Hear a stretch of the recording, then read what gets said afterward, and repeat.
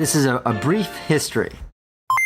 Hello and welcome to another episode of A Brief History. Today's episode, Casey Neistat. Ready, set, go! Gales Ferry, Connecticut in the year 2000. Having recently developed a newfound interest in filmmaking through making home movies, teenager Casey Neistat decides to take a bit of a risk. He was already struggling for money, and yet he chose to completely max out his credit card to get both a camcorder and an iMac. Except back then, they looked more like this. Yes, these were the two pieces of cutting-edge technology that Casey needed to become a filmmaker. No super expensive film school, just the bare essentials. So in his free time, Casey was making short videos and home movies for fun, but he wanted to pursue his passion even further. And eventually, after some personal life stuff went down, Casey decided to bite the bullet, move to New York City, and pursue his dream. There's obviously a lot more to it than that, but it's not my story to tell. So while in New York, Casey found a job working for the artist Tom Sachs. But more importantly, he was able to work more closely with his older brother Van Neistat. The two became a movie-making duo known simply as the Neistat brothers and would make videos for anyone willing to pay. But come 2003, things were about to turn around for the Neistat brothers with the release of a short film known as iPod's Dirty Secret, which was made as Casey's way to sort of expose Apple's crappy battery replacement policies. Now, keep in mind, this was 2003, 2 years before YouTube was even a thing. And yet, once the Neistat brothers put this video online, things went absolutely ballistic. iPod's Dirty Secret went legitimately viral, gaining around 6 million views in just 1 month and even sparking mainstream media coverage. Suddenly, the Neistat brothers had this huge spotlight on them. And come 2006, this spotlight attracted the attention of television producer Tom Scott, who, after working with the brothers on a couple of small projects, offered to help fund the Neistat brothers for something bigger.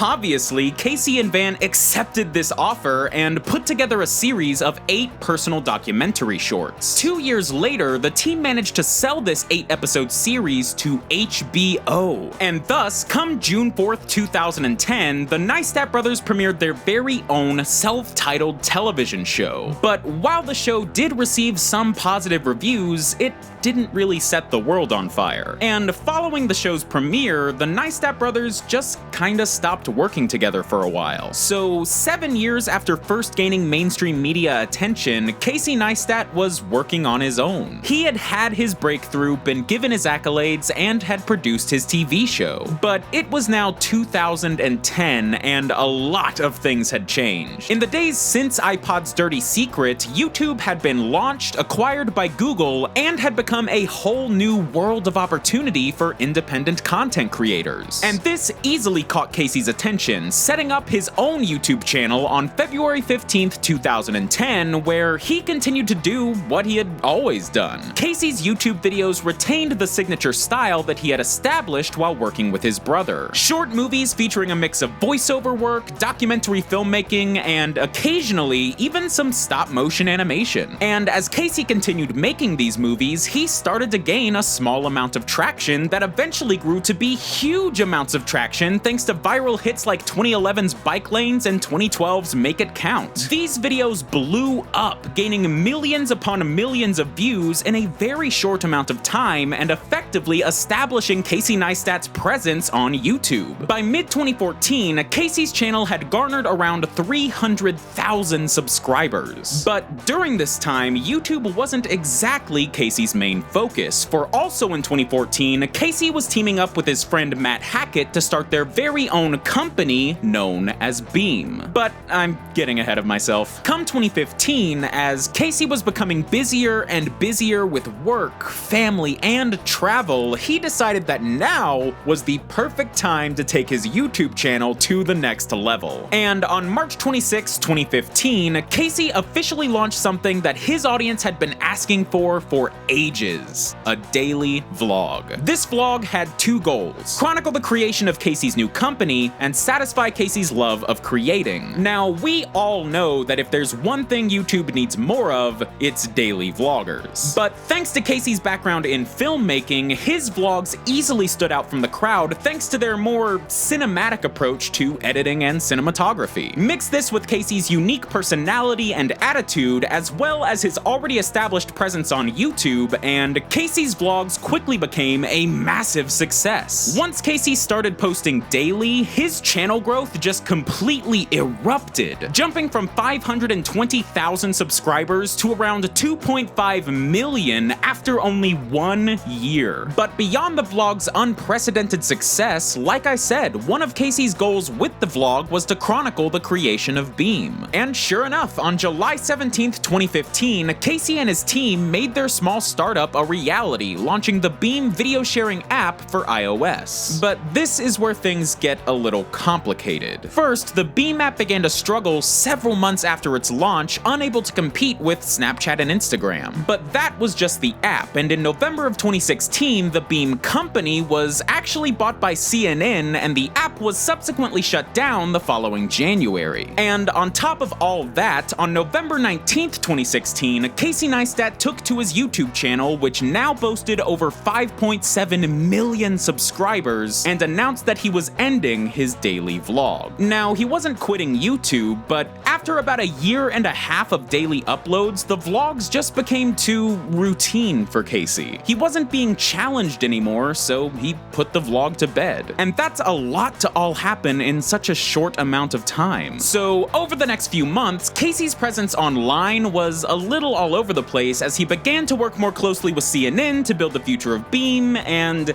yeah, he brought the vlog back after like 4 months. And it's not like he really stopped posting during that time, but things didn't really go back to normal entirely. For on January 25th, 2018, it was announced that not only was Beme being absorbed into CNN, but that both Casey and co-founder Matt Hackett would be moving on from the company. Now, in some ways, Beme does still exist within CNN since Beme's YouTube channel is still actively releasing new content. But for Casey, this was basically the end of his time with Beme. So things for Casey were really changing. He had left his company, his vlogs were becoming less frequent again, things on YouTube were becoming more and more complicated in general, and overall things were just kinda off. But they have been coming back together recently, for on April 5th, 2018, Casey announced a brand new collaboration-centric venture called 368. And much like Casey's first vlog was made to chronicle the creation of Beme, the creation of 368 has come with its own brand new daily vlog series. And while this whole new chapter in Casey's history is still in its early stages, it's clear that he and his partner in crime Dan Mace are more than passionate about it. And as Jack Conte from Patreon has shown, they aren't the only ones. Also, Casey wears a suit a lot more now, and I'm not